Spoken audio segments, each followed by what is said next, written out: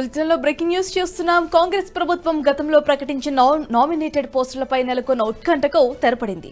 రాష్ట్ర వ్యాప్తంగా ఉన్న పలు కార్పొరేషన్ చైర్మన్ల నియామకాలకు తెలంగాణ ప్రభుత్వం ఉత్తర్వులు జారీ చేసింది. కాగా ఈ ఏడాది మార్చి 15న 35 మందికి వివిధ శాఖల్లో చైర్మన్లను ప్రకటిస్తూ సీఎంఓ వర్గాలు ఓ నోట్ను రిలీజ్ చేశాయి. పార్లమెంట్ ఎన్నికల నేపథ్యంలో ఈ నియామకాలకు బ్రేక్ పడగా తాజాగా విడుదలైన నియామక ఉత్తర్వులతో కాంగ్రెస్ నేతల్లో సంతోషం నెలకొంది. తాజాగా విడుదలైన జీవో ప్రకారం తెలంగాణ రాష్ట్రంలోని 35 కార్పొరేషన్లకు కొత్త చైర్మన్లను నియమించనున్నారు.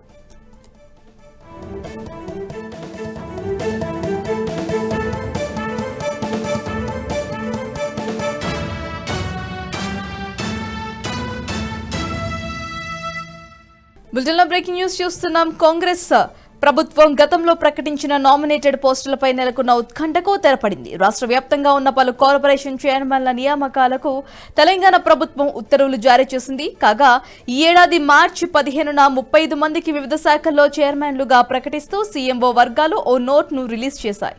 పార్లమెంట్ ఎన్నికల నేపథ్యంలో ఈ నియామకాలకు బ్రేక్ పడగా తాజాగా విడుదలైన నియామక ఉత్తర్వులో కాంగ్రెస్ నేతల్లో సంతోషం నెలకొంది. తాజాగా విడుదలైన జీవో ప్రకారం తెలంగాణ రాష్ట్రంలోని 35 కార్పొరేషన్లకు కొత్త చైర్మన్లను నియమించనున్నారు.